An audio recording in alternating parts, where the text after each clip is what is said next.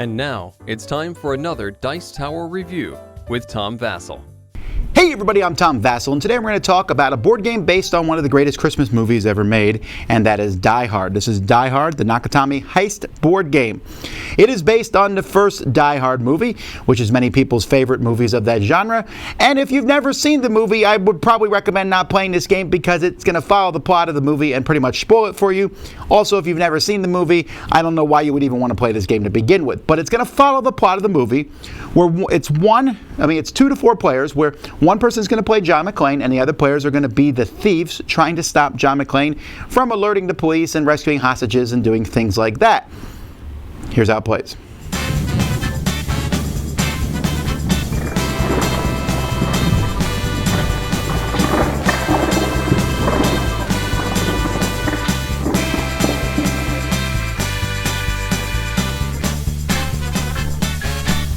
In this game, one person's going to play John McClane, and 1 to 3 people will play the thieves. In this explanation, I'm going to act as if there's 3 players playing. John McClane is going to start with a deck of cards in the first act. There are 3 acts in this game. I have the board set up here for Act 1. There are 2 other decks, a deck for Act 2, and then a deck for Act 3. Each round of the game, John McClane's going to be playing, he's going to have a hand of 5 cards. So he'll be picking one of these cards to play. The different cards have various actions on him that you'll play in Act 1. Like this one, move 3, shoot 5+, sneak 3, move 3, punch 4+, etc. Whenever you play a card, you'll place it into played card piles. Once John McClane has played 3 of these cards, the remaining 2 go to the discard pile, and he will draw 5 more. If John McClane's deck ever runs out, then John McClane is dead, has taken a fatal wound and died. Once Act 1 is finished, and that finishes by John McClane finishing the 3 objectives that he has here, and then getting to the goal spot on this board.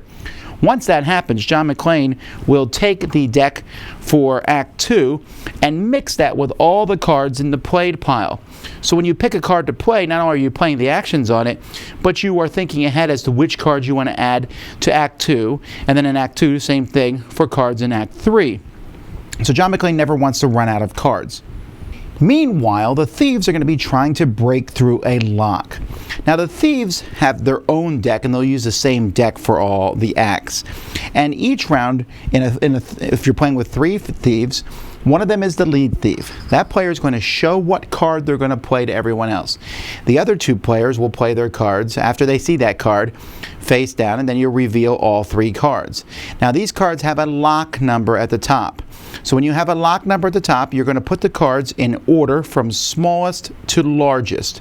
So 5, 5, and 17. This matters for a couple reasons. One, these are the actions on the middle card. These are the action that the thieves will take. So here they get 3 moves. Also, the white number on the first card and the last card are the lock numbers. In this case, a 5 and a 7. The thief players are trying to break through the lock here. And so some random lock cards will be put together to form a grid. So here they had 5 and 7. Since 5 and 7 are not next to each other, they only get to put on 1 cube. So they could put it on the 5, or they could put it on the 7. If the numbers had been 5 and 9, for example, then they could have put the cubes here and here, or here and here, because those numbers are adjacent. When all the numbers here are completely filled in, then these will be discarded. The lock progress goes down 1, and we turn over 2 new cards to form a new lock. Locks 3 and 4 and 5 all have a grid of 3x4, and the final lock is a 4x4 grid that the thieves need to do. If the thieves completely do all the locks, they win the game, or if they make John McClane run out of cards, they also win the game. So each round of the game, players are going to be playing actions, John McClane from his card and thieves from the middle card that they play. So they'll be moving around the board. Many times you'll be shooting at other persons. It might say shoot 5+, and you shoot in a straight line. Or if it says punch, you hit right next to you, and you'll roll this die. And if it says, for example, shoot 5+, you simply need to roll the die and get a 5 or higher on it to hit the person. If a thief is hit, they're removed from the game, which doesn't necessarily take the thieves out, because the thieves can give up all their actions on a card and not do them at all to bring back another thief to reinforce on one of the green spots on the board. Meanwhile, John McClane is trying to do his objectives. In this case, he's going to be going to these spots to reveal them, looking to see if he can find the machine gun. Ho, ho, ho. Also, he's going to look for the radio. Here's the machine gun. He's going to look for the radio and then find the shoes that don't fit. So running around to these different spots on the board. Meanwhile, the thieves have objectives. They do not have to do these, but by doing them, they might get a bonus. So they're trying to find 3 hostages. Going to these spots here on the board, flipping them over. Once they find 3 hostages, they get 2 free lock actions, putting cubes on any lock they want. Here, they're going to try to damage John McClane. He doesn't die from them shooting him, but every time they hit him 5 times, they get 2 lock actions, and this resets. And then here, they just need to track John McClane, and by doing that, they'll get 2 lock actions. If John McClane makes it to the next level, then you will do another thing here where the thieves are going to be trying to shoot these glass windows that will make John McClane walk through it. He's trying to grab a thief and throw him out the window. So there's different objectives here.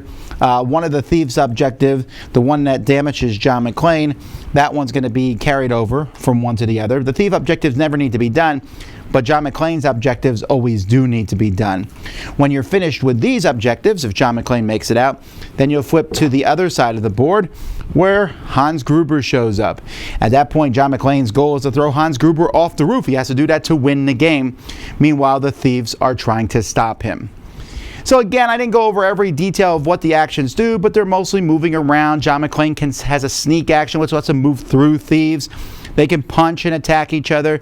John McClane has the ability to move from vent to vent, or in this case there's stairs, but on the other side there's vents that he can move back and forth between. There are various cards. The thieves are trying to continue to do locks. John McClane has recover, which lets him pull cards out of the discard pile back into his hand. And eventually one of the sides is going to win. The thieves by doing the locks, or by forcing John McClane's deck to run out, in which case he dies. John McClane by completing all the objectives on all 3 acts.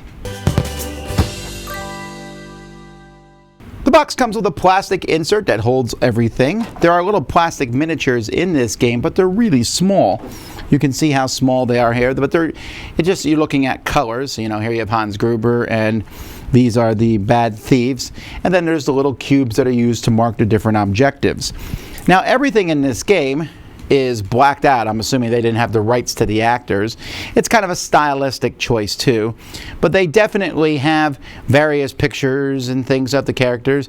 And the movie was R-rated. This game, I guess, is not R-rated, but at the same time, it's really not. I don't know. Sometimes asterisks don't do anything, right? What's the point of putting them there when you know exactly what it's saying? I will say, though, that understanding what everything does is pretty simple. I do like the different cards, and they tell you exactly what to do. It's really easy to set up each round and go from one to the other.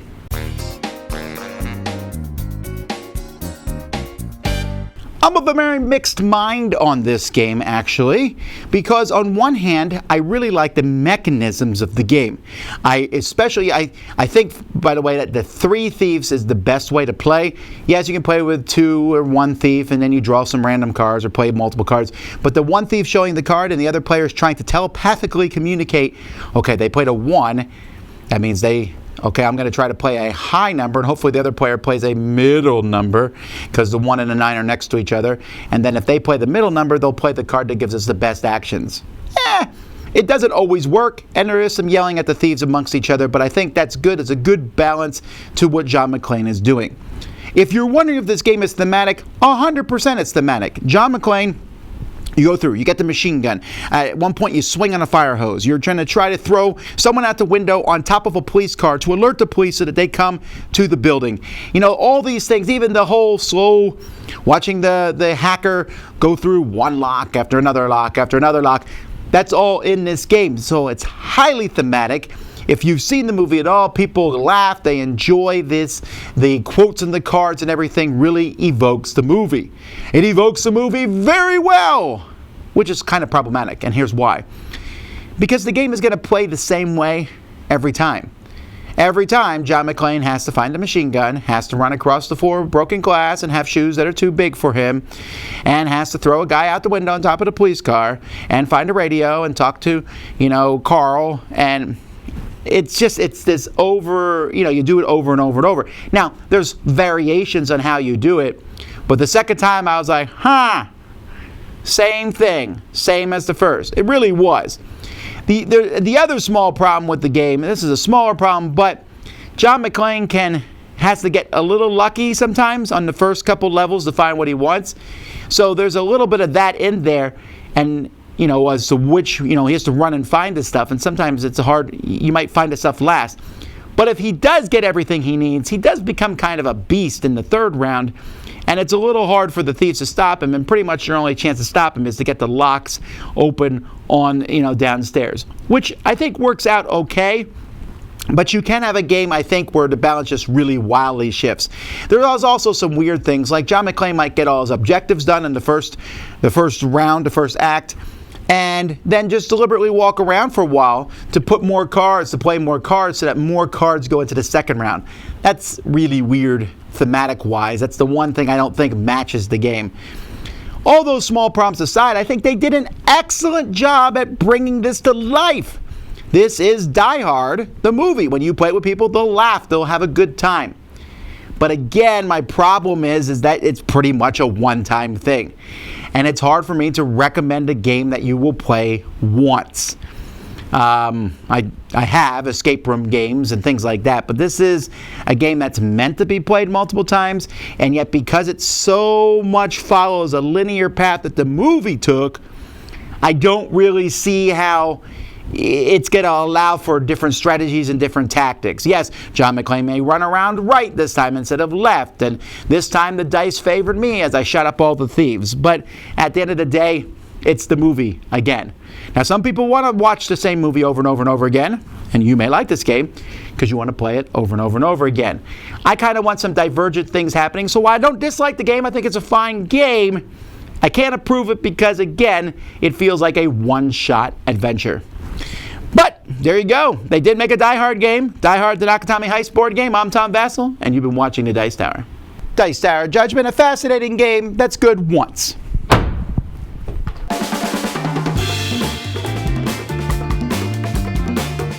Thanks so much for watching another Dice Tower video. If you enjoy our videos, subscribe to the channel for more fun, comprehensive board game coverage. Also, consider joining us at one of our events. Come to Dice Tower Retreat, a small, intimate gathering where gaming is king. Join us for Dice Tower Cruise, the largest board game cruise. Attend Dice Tower West in Las Vegas for gaming fun on the West Coast, or Dice Tower East in Orlando, in sunny Florida. Dice Tower Conventions, the friendliest gaming conventions on Earth. I'm Eric Summerer, and you've been watching the Dice Tower.